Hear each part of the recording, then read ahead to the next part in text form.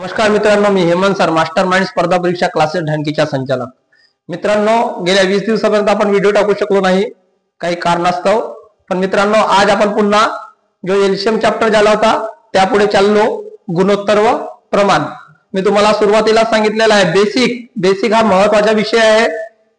Basic कशासाठी महत्वाचा आहे तर आपल्याला जेवढेही आपण प्रकरण घेतो, जेवढेही आपण शाब्दिकच नव्हे तर थेरीचे प्रश्न घेतो, त्यांच्यासाठी आपल्याला बेसिक आवश्यक आहे. आणि बेसिक कशाने कंप्लीट होते तर गुणाकाराने, बेरीजने, वजाबाकीने आणि भागाकाराने. तर मित्रांनो, आज जो आपण गुणोत्तर व प्रमाणच्या प्रकरण शिकत आहोत, गुणोत्तर कसे काढायचे तर याच्यासाठी तुमचा गुणाकार हा व्यवस्थित असला पाहिजे. याच्यासाठी मी तुम्हाला अगोदरच सांगितलेलं आहे 1 ते 9 पर्यंतचे गुणाकार तुम्हाला फास्ट यायला पाहिजेत, जेणेकरून तुम्हाला कोणताही गुणाकार करायला त्रास नको व्हायला. तर मित्रांनो, जास्त न बोलता आज मी सरळ गुणोत्तर व प्रमाण या चॅप्टरचा पहिला प्रश्न घेतो. बघा, A:B बरोबर 2:3. काय करायचं? A:B बरोबर 2:3. नंतर काय म्हणते? B ला C बरोबर 4:5. B ला C बरोबर 4:5.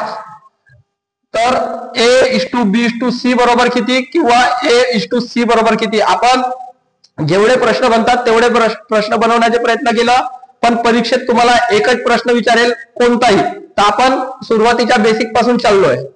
बघा काय करायचं, इथं पोकळी दिसते, तर पोकळीच्या समोर काय आहे? अंक 3. तर इथं 3 लिहा. इथं काय आहे? पोकळीच्या समोर 4 अंक आहे, तर 4 लिहा आणि सरळ मल्टिप्लाय करा. 2×8, 3×12, 3×5 15. आता 8, 12, 15 ला भाग जाते का? 8, 12, 15 ला भाग जात नाही. म्हणजे काय होईल? A:B:C बरोबर किती होईल? 8 ला 12 ला 15. 8 ला 12 ला 15. A बरोबर C किती आहे? 8 ला 15. यांना भाग जाते का 2 अंकाला? नाही. तर मग काय होईल? 8 ला 15. मित्रांनो, आपल्याला केव्हाही A-B-C विचारणार नाही, काही विचारू शकते. OPQR विचारू शकते, LMN विचारू शकते. त्याच्यासाठी आपण दुसरा प्रश्न घेतलेला आहे. M:N बरोबर 3:5. M:N बरोबर 3:5. N:O बरोबर 4:3. 4:3. इथं पोकळी दिसते, इथं 5 लिहा. इथं पोकळी दिसते, याच्या समोरचा अंक 4 आहे, 4 लिहा.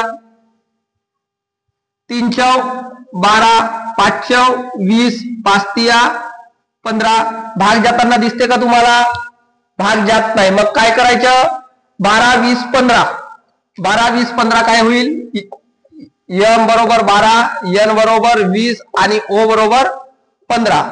M:O बरोबर पाहिजे, MO नाही. M:O बरोबर किती? तर काय होईल?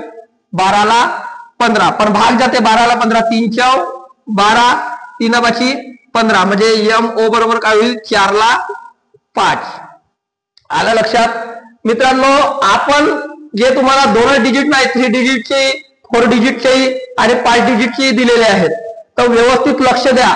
आपण जो काही प्रकरण शिकतो, ज्या गोष्टी करतो, ते बेसिक पासून सांगत आहोत. फक्त एकदा अभ्यास करून पहा. हा व्हिडिओ बघितल्यानंतर तुम्ही जास्तीत जास्त प्रश्न सोडवण्याच्या मार्गाला लागा. आपण तेही घेणार आहोत. गुणोत्तर व प्रमाणमध्ये तृतीयपंथी कोणता, मध्यानुपंथ कोणता, चतुर्थपंथी कोणता, हे सगळे प्रॉब्लेम तुम्हाला गुणोत्तर व प्रमाणमध्ये होतील. तेच नव्हे तर सिक्के कसे काढायचे, नोटा कशा काढायच्या, रुपये कसे बनवायचे, हे सुद्धा गुणोत्तर व प्रमाण या चॅप्टर मध्ये आपला पूर्ण करणार आहोत आपण. त्या अगोदर तुम्हाला सांगू इच्छितो मित्रांनो, आजपासून आपण IBPS चे मुलं जे अभ्यास करतात IBPS साठी, त्यांच्यासाठी बुद्धिमत्ताच्या पूर्ण चॅप्टर घेणार आहोत. पूर्ण चॅप्टर, बुद्धिमत्तेचे पूर्ण चॅप्टर बँकिंग वाल्यांसाठी. जे कोणी तुमच्या जवळचे मित्र बँकिंग सेक्टरचा अभ्यास करत असतील त्यांना एकदा व्हिडिओ पहा म्हणा. व्हिडिओ पाहतील, आवडलं तर पुन्हा ते आपल्याला ऍक्सेप्ट करतील, सबस्क्राईबच नाही ऍक्सेप्ट करतील. आपण एवढ्या सोप्या पद्धतीने त्यांना बुद्धिमत्ता आजपासून सांगणार आहोत. बघा, तिसरा प्रश्न आहे. A:B बरोबर 3:4. A:B बरोबर 3:4. B:C बरोबर 2:5. C/D बरोबर 3 ला 5. आता मित्रांनो काय विचारते पहा, A/B/C/D बरोबर किती, A/C बरोबर किती, B/D बरोबर किती. आणखी एक प्रश्न करू शकतो मित्रांनो तिथं A/C/C/D हा एक प्रश्न बनू शकते. पण आपल्याला तुम्हाला सांगितलं परीक्षेत फक्त एक कोणताही प्रश्न विचारेल, तुम्हाला 4 प्रश्न करणार नाही, तर एकच प्रश्न देणार आहे. त्याच्यासाठी अवगत पहा काय, जिथं पोकडी आहे इथं खाली आहे जागा, त्याच्या समोरचा अंक 4 लिहा, इथंही 4च लिहायचं.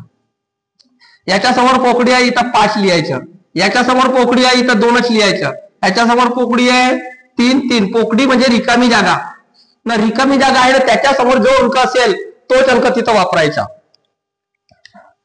3 दुने 6, 6 तिया 18, 4 दुने 8, 8 तिया 24, 4 पंचे 20, 20 तिया 60, 4 पंचे 20, 20 पंचे 100.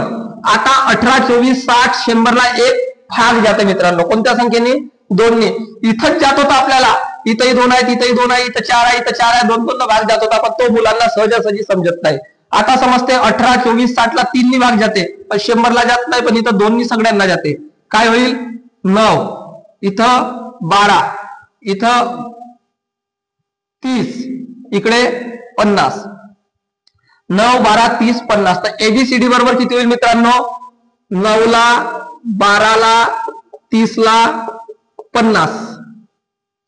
आता काय म्हणते AC 9 आणि 30, 9 आणि 30, 9 न 3 तिया 9, 3 दाये 30. तर काय होईल, AC बरोबर 3 ला 10. आता 12 इथं आहे, इथं 50 आहे, BD विचारत आहे. 12 इथं 50 इथं, 2 नी भाग जाते, बेसक 12 न 25 दुने 50, 6 ला 25. आता जर मित्रांनो आपल्याला विचारलं असतं, आता सांगितलं मी तुम्हाला B ला D झालं, A ला C झालं, आणखी एक प्रश्न म्हणते A ला D, A ला C. तर A ला D विचारलं असतं तर काय उत्तर आलं असतं, 9 ला 50, 9 ला 50 झालं असतं, कारण तिथं भाग जात नाही. चला आता नेक्स्ट क्वेश्चन आहे त्याच पद्धतीचे, आपण जास्त वेळ घेत नाही आहोत. बघा मित्रांनो, आता 4था प्रश्न आहे, त्याच टाइप मध्ये आहे. A/B बरोबर 3 ला 4, A/B बरोबर 3 ला 4, B/C बरोबर 5 ला 7 आणि C/D बरोबर 8 ला 9. आता मित्रांनो मला येते, मी असंही सोडवू शकतो, पण आपण सुरुवातीला अभ्यास करताना कुठेतरी गोंधळून नाही जावं याच्यासाठी मी तुम्हाला सांगत आहे, जिथं पोकडी आहे ना त्याच्यासमोर जो अंक असेल, इथं 4 अंक आहे, इथं 4 लिहा. इथं रिकामी जागा आहे, याच्यासमोर 5 अंक आहे, 5 लिहा. इथं रिकामी जागा आहे, इथं 7 अंक आहे, 7 लिहा. इथं रिकामी जागा आहे, 8 आहे, 8 लिहा. आता त्याच्यातही तुम्हाला काय कटू शकते हे पहा, 8, 8 इथं आहे, तिथेही 8 आहे आणि इथेही 4 आहे, तर कटते. तर आपल्याला आता काटण्यापेक्षा नंतर काटलेला बरा. का बरं, कारण आपला कन्फ्युजन क्लिअर झाला पाहिजे. जेव्हा आपण क्लिअरच झालो, आपला बेसिक पूर्ण परफेक्ट झाला, तर मग तुम्ही काटू शकता याला. 4 दुने 8, 2, 2, 4, 4 कॅन्सल करू शकता. पण आता आपण असंच करायचं, 3 पाची 15, 15 आठी 120, 4 पंचे 20, 20 आठा 160, 7 28, 28 आठा 8 आठी 64, 4 8 6 8 2 16, 16 6 22, 9 7 63, 63 गुणिला 4, 6 24, 3 12, 252. बरोबर आहे ना. 4 7 28, 9 8 72 2 8 7, 9 2 18 7 25, 120, 160, 224, 252. कशाने भाग जाते पहा, सम संख्या असल्यामुळे 2 नी भाग जाते, तेवढं करा कमीत कमी. 60, 80, 1 1 2 1 2 6, आणखी 2 नी भाग जाते पहा, 30, 40, 2 पंचे 10, बेसक 12, बेसक 12. आता कशाने भाग जाते, 2 नी भाग या 3 संख्यांना जाते, तर 3 नी भाग या 2 संख्यांना जाते, त्याच्यामुळे आता काही स्कोर निघत नाही. त्याच्यामुळे ABCD बरोबर काय होईल, तर ABCD बरोबर 30 ला 40 ला 56 ला 63. आपल्याला असे मोठे अंक काय येतात परीक्षेत, तर आपण गोंधळलो पाहिजेत.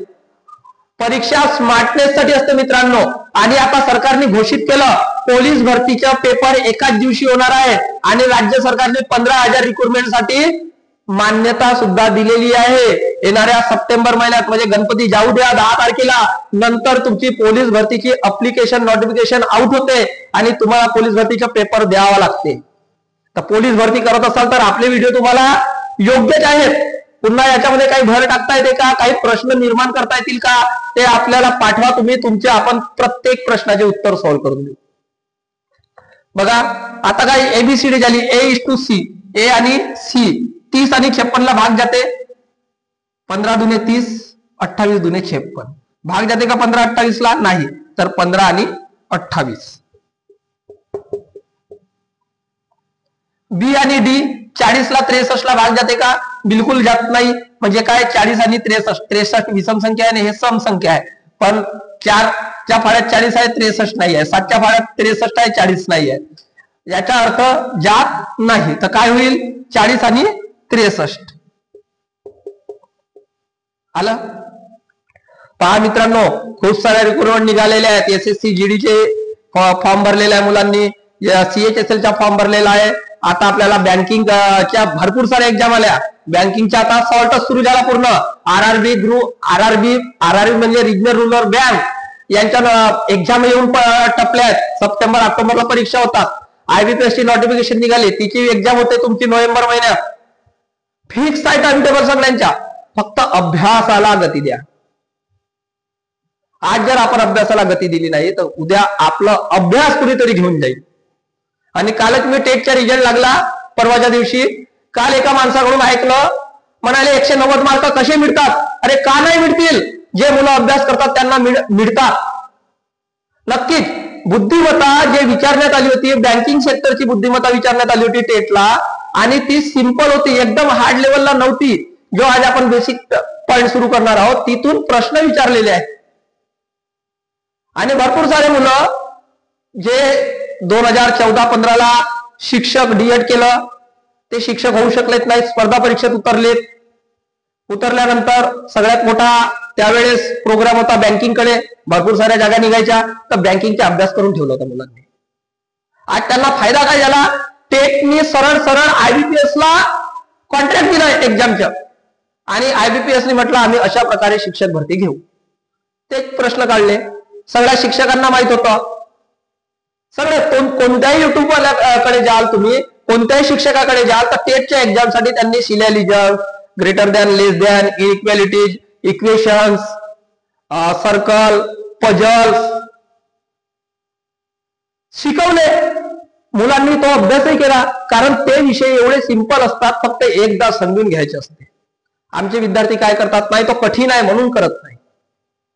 मित्रांनो सरकार आपल्याला स्मार्टनेस करायला लावत आहे ना, ते स्मार्टनेस करा तुम्ही. तुम्ही जिथपर्यंत स्मार्टनेस करणार नाही तिथपर्यंत परीक्षा जवळ नाही. बरं काय म्हणतात काही लोक परीक्षेवर हे देतात, असतील काही चुका मान्य आहे. पण एवढ्या मोठ्या भरतीमध्ये खरोखर मुलांची सेटिंग होऊ शकते का? गेला तो जमाना 2010च्या. आता सेटिंगा होत नाहीत. एक्झाम दुसऱ्याची राहते, एक्झाम घेते तिसरा, निकाल लावते चौथा व्यक्ती. कुठं कुठे सेटिंग होतील दादा? सेटिंग होत नाही. ह्या भ्रमामध्ये राहा नको. आपला 15 दिवसापूर्वी रिझल्ट आला. त्या मुलालाही असं वाटत होतं की सर काही पैसे मागतील का हो व्हेरिफिकेशनला? नाही म्हटलं 5,000 मुलं पास झालेत, 5,000 मुलांना पैसे मागतील का? ना मित्रांनो एकदा परीक्षा पास व्हा. नोकरी सोडणे एवढं सोपं नाही राहिलं. नोकरी करणे सोपं झालेलं आहे. फक्त अभ्यास करा. नाही तर आम्ही शिक्षण घेतो. कशासाठी शिक्षण घेतो तर आम्हालाच माहित नाही. शिकलो, ग्रॅज्युएशन झालो, काय येते रे बाबा? काहीच नाही. मुक्त विद्यापीठ मधून झालो म्हणते. महिला महाविद्यालयामध्ये मुक्त विद्यापीठची ऍडमिशन होते. तिथं आता मुलं घ्यायला लागले म्हणतात. अरे ते मुक्त विद्यापीठ आहे, तिथे शाळेत नाही गेले, तुम्हाला प्रॅक्टिकल देतात. प्रॅक्टिकल घरी सोडून आणा. पेपराच्या वेळेस पेपर द्यायला जा. परीक्षा घरून अभ्यास करा आणि पेपर द्या. बरोबर. त्याच्या अर्थ ग्रॅज्युएट झाला तुम्ही लगेच नोकरी देईल का?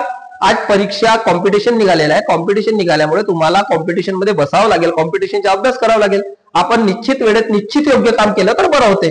पहा, जास्त न बोलता आता पुन्हा 5व्या प्रश्नाकडे जाऊ. A:B बरोबर 5 ला 9, B:C बरोबर 4 ला 3, C:D बरोबर 2 ला 3, D:E बरोबर 2 ला 5.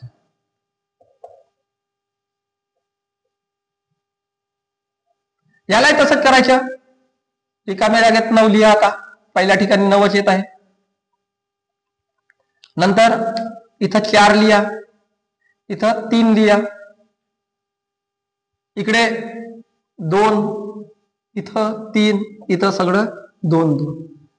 तुम्हाला लक्षात जर आलं सगळंच येऊ शकते, अन्यथा काहीच नाही. कट्टे का काही, इथं 2 2 2 आहेत, इथं 2 इथं आहे, पण इथं 2 अंकच नाही आहे, कटत नाही.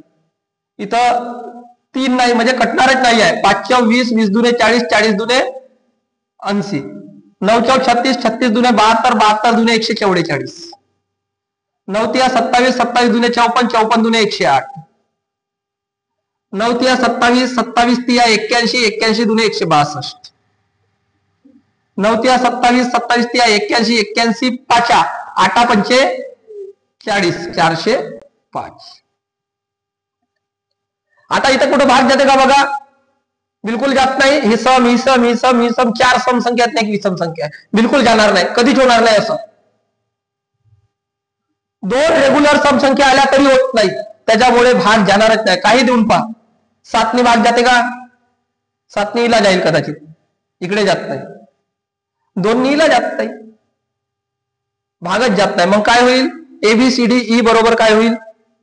80, 144, 108, 162 न 405.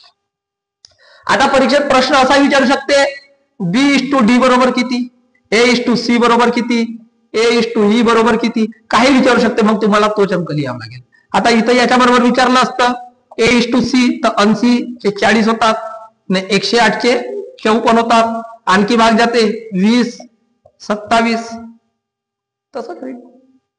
फक्त तुम्हाला गुणाकार व्यवस्थित करता आलं पाहिजे आणि भागाकार व्यवस्थित करता आला पाहिजे, तर गुणोत्तर व प्रमाण चांगलं होईल.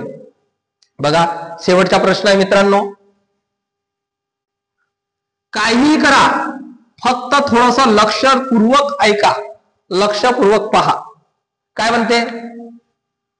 A:B बरोबर, पूर्ण प्रश्नच लिहितो इकडे, 2 ला 9 ला 1 ला 3, B:C बरोबर 2 ला 7 5 बटा 14. हा CD पाहिजे तर DC लिहिलेला आहे, चुकीनं झालेला आहे. CD C:D बरोबर 7 ला 10, 3 ला 5. आता अशा प्रश्नात काय करायचं मित्रांनो? A:B काढायचा, आता तिरकस गुणाकार करा. 2 तिया 6, 9 1 9, 6 9 ला भाग जाते पुन्हा. 2 तिया 3 दुने 6, 3 तिया 9, 2 ला 3 आले. इकडे 14 दुने 28, 7 5 35, भाग जाते 7 28, 7 5 35. इकडे 7 5 35, 9 तिया 30, तर काय होईल? 5 7 35 न 5 6 30. म्हणजे काय आलं? A:B बरोबर आलं 2 ला 3, B:C बरोबर आलं 4 ला 5, C:D बरोबर आलेला आहे 7 ला 6. आता याच्या प्रमाण 3 चे 3, इथं 5, इथं 4, इथं 7, इथं 7. मल्टिप्लाय करा. 2 × 8 8 7 56, 3 × 12 12 7 84, 3 5 15 15 7 105, 3 5 15 15 7 90, 56 84 105 90. कॉमन भाग जाते का? जात नाही. 12 7 84, 7 ने भाग कुणालाच जात नाही, जाते 7 8 56, याला जाते फक्त, इकडे जात नाही. पहिली गोष्ट इथंच दिसते आपल्याला, 7 7 7 इथं 7 नाही, 4 4 4 इथं 4 नाही, 2 इथं 2 आहे पण इथं नाही, 2 ला भाग जाणारी संख्या इथं आहे पण इथं नाही. म्हणजे आपल्याला लक्षात येते 56, 84, 105, 90. 56, 84, 105, 90. A:C 7 8 56, 7 1 7, 3 वाचले 7 5 35, 8 ला 15. नंतर B:D 12 7 84, सॉरी किती होतात 84, म्हणजे 4 2 45. भाग जाते पुन्हा 14 3 1 3 3 12 3 1 3 3 5 15, 14 ला 15. म्हणजे B:D बरोबर किती 14 ला 15. तर मित्रांनो इथंच गुणोत्तर व प्रमाण संपलेला नाही आहे. आपण पुढच्या व्हिडिओमध्ये पाहणार आहोत गुणोत्तर व प्रमाणच्या तृतीयपंथी, द्वितीयपंथी, मध्यानुपंथ. त्याच्यानंतर थेरी येईल. तर अशा प्रकारे गुणोत्तर व प्रमाणचे 3 पार्ट होतील आणि त्या 3ही पार्ट मध्ये तुम्हाला समजून घ्यायचं आहे की आपल्याला काय करावं लागते. थोडासा आपला व्हिडिओ जास्त मोठा राहत नाही मित्रांनो, 15 ते 20 मिनिटाचे असते. येणाऱ्या पोलीस भरतीसाठी सगळ्यांना आजपासून शुभेच्छा. सध्याला पाऊस खूप पडत आहे, त्याच्यामुळे तुमचे ग्राउंड बंद असतील, पण थकून जा नको, थांबून जा नको, ते प्रॅक्टिस सुरू ठेवा. कारण पोलीस भरती ही ऑक्टोबर नोव्हेंबर मध्ये, कदाचित डिसेंबर लागेल, पण नोटिफिकेशन सप्टेंबरला नक्की येईल. सप्टेंबर ते ऑक्टोबरला नक्की येईल. कुठेही क्लासेस लावा, कुठेही जॉईन करा. माझे व्हिडिओ पाहत असाल, तुम्हाला आवडत असतील तर तुमच्या मित्रांना सांगा की हेमंत सरांचे व्हिडिओ पहा म्हणून. एवढंच. आपल्या चॅनलला आता नवीन असाल तर सबस्क्राईब करा. धन्यवाद.